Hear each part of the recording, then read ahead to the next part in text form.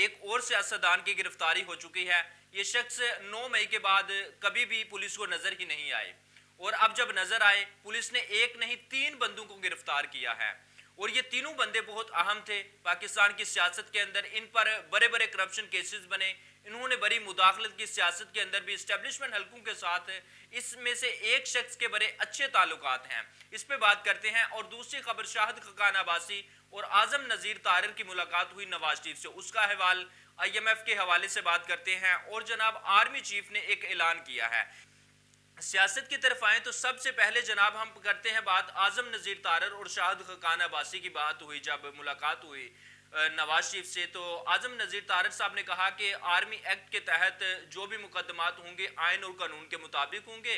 नवाज शरीफ का भी यही कहना है।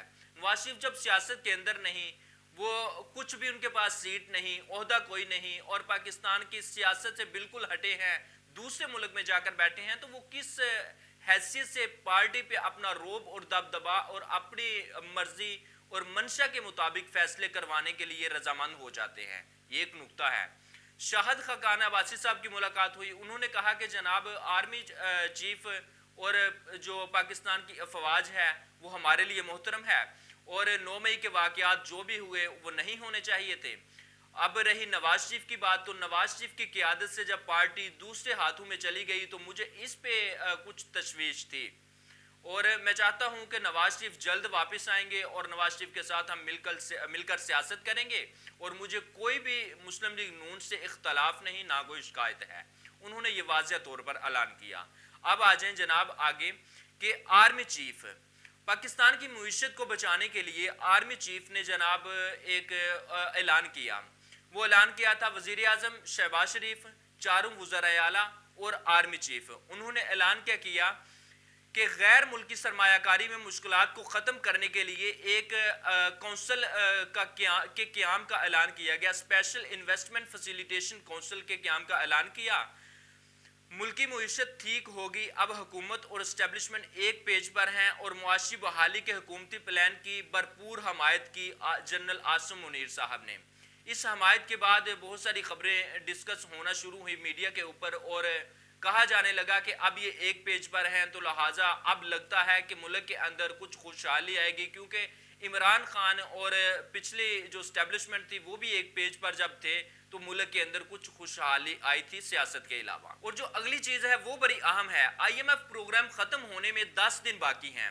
प्लान बी कोई नहीं हुकूमत के पास के जिसके तहत अगर IMF इनकार करता है $1 अरब लेना है तो तरलों और मिन्नतों पे ये हुकूमत आई है, लेकिन उसके अलावा कोई भी प्लान नहीं है हुकूमत के पास कि अगर हमें कर्ज नहीं मिलता तो फिर पाकिस्तान की मईशत को, पाकिस्तान के इदारों को, पाकिस्तान के उस बजट का क्या करना है जो हमने पेश कर दिया, लेकिन उससे पहले हमारे पास मनसूबाबंदी कोई भी नहीं थी। अगर 10 दिन के बाद IMF इनकार कर देता है, 10 दिन बाकी हैं इस प्लान के अंदर, तो फिर हुकूमत के पास क्या स्ट्रेटजी है, क्या हिकमत अमली है और कौन सा प्लान तैयार है जिसके तहत इस मुल्क की मईशत को लेकर आगे चलना है।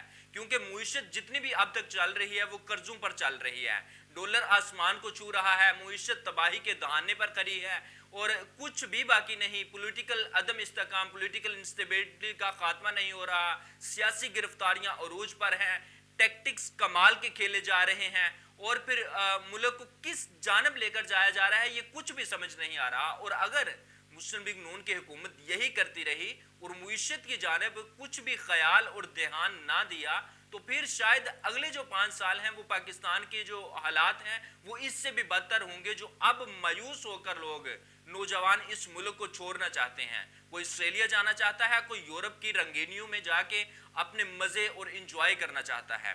तो देखें इसकी जो तमाम तर जिम्मेदारी है नौजवानों की मुस्तकबिल की, वो मुस्लिम लीग नून की हुकूमत पर आएगी, मौजूदा हुकूमत पर आएगी, क्योंकि हालात ख़राब जितने भी हो रहे हैं इस वक्त हो रहे हैं।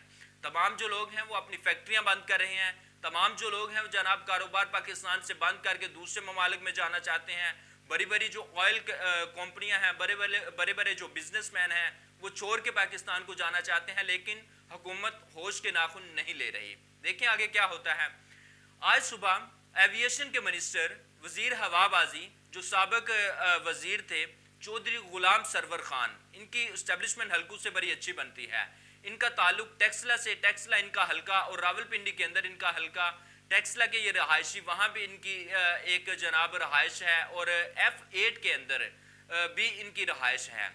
अब जनाब इनकी सुबह गिरफ्तारी हुई F8 सेक्टर से। सिर्फ गुलाम सरवर खान की गिरफ्तारी नहीं हुई बल्कि उनके बेटे साबिक MNA मंसूर हयात खान की भी गिरफ्तारी हुई और इनके बेटे और ये जो चौधरी गुलाम सरवर खान है, इनकी गिरफ्तारी 9 मई के वाकयात के अंदर हुई। 9 मई के वाकयात के बाद ये दोनों शख्स पुलिस को मतलूब थे। टेक्सला में इनकी रहायशगाह पर छापे मारे गए, इधर इनका जो बेटे की रहायश है F8 सेक्टर में, वहां पर छापे मारे गए लेकिन मिले नहीं। लेकिन आज सुबह इनकी गिरफ्तारी हो गई और इनके साथ एक और शख्स को भी गिरफ्तार कर लिया गया। वो भतीजे थे इनके, उनका नाम है अम्मार सदीक खान, उनको भी गिरफ्तार कर लिया गया।